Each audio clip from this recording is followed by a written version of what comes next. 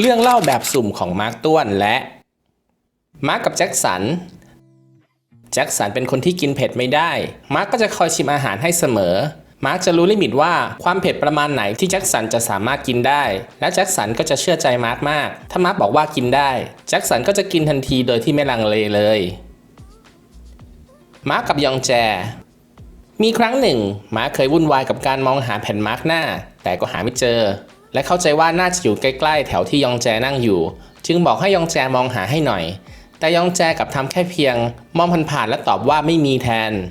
มาร์คไม่พอใจมากจึงต่อว่ายองแจว่าทำไมถึงไม่ใส่ใจมองหาให้ดีๆหน่อยเรื่องนี้ทำให้มาร์คโมโหมากๆจนถึงกับต้องเอาไปลงกับแอร์รถแทนจึงกลายเป็นตำนานมาร์คทุบแอร์ตั้งแต่นั้นมามาร์คกับจินยองครั้งแรกที่มาร์คได้เจอจินยองตอนนั้นทั้งคู่ยังเด็กมากๆเหมือนกันพวกเขาพักอยู่ในหอพักเดียวกันคำแรกที่จินยองทักมาก็คือ Yo what's up bro My name is JYP ทำให้มาร์คสับสนว่า JYP คนนี้เป็นใครทำไมเขาถึงชื่อเหมือนกับชื่อบริษัทกันนะมาร์คกับ JB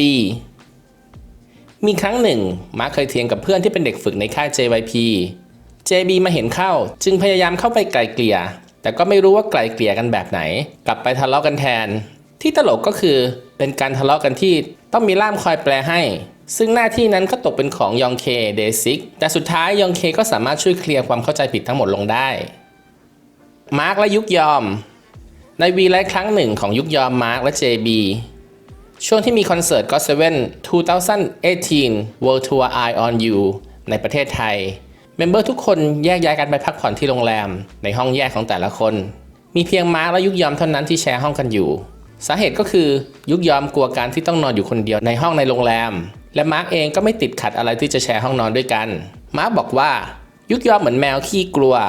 เจบีเสริมว่าอาจจะเป็นเพราะไม่คุ้นกับสถานที่นั่นแหละมาร์คกับแบมแบม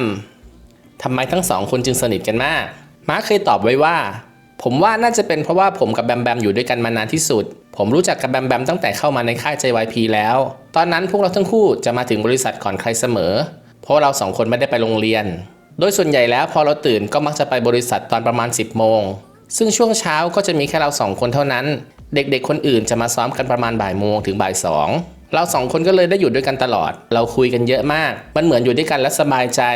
นั่นน่าจะเป็นเหตุผลว่าทำไมผมถึงเป็นธรรมชาติมากๆเวลาอยู่กับแบมแบม I give you no I give you nothing